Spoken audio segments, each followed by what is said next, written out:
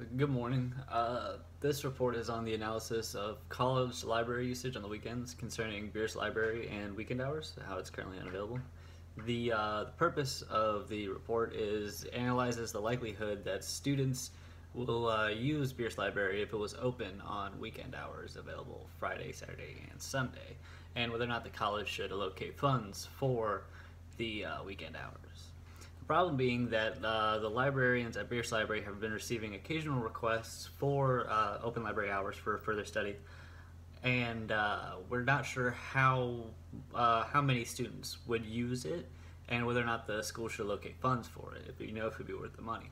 So a survey was conducted regarding the likelihood of how the students would use Bierce Library on Fridays from 9 a.m. to 9 p.m. or on Saturdays and Sundays from 8 a.m. to noon. The time lost for students for the study could affect their overall scholastic experiences, and many students could suffer GPA declining or lack of study time due to busy schedules in young adults' lives. However, if the weekend hours were to be expanded and not used upon, we could be losing school funding and misplacing it. Without further and large surveys to vote, the data here could be misinterpreted as too small a sample size. The scope being that the gathering and evaluation of the data included only an analysis of how likely the students would be to use the facility on weekend hours. And if the students commuted to campus or lived on campus, that does seem like the two most reliable factors, most relevant.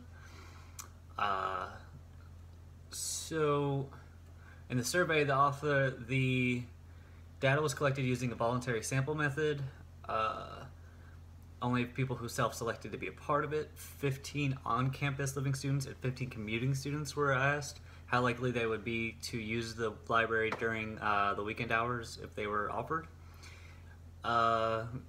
So as in figure 1 of the printed report shows, 40% of on-campus students would definitely use the extended hours, 20% said they were likely to, another 20% said they were not likely, and 15% said they would not. Students that lived off campus and commuted to school responded with 6% only saying that they definitely would, 33% said that they were more likely to use it, another 33% said they were not likely to use it, and 26% said they would not use it at all. So you can refer to figure 1 for more detailed results in that. The conclusion being that the majority of students would use the library on extended weekend hours, and from supporting articles based in the background, we can see that overall is a need. It helps students with their GPAs, it helps the community, it helps facilitate higher learning, and will help our overall percentage graduating, job landing.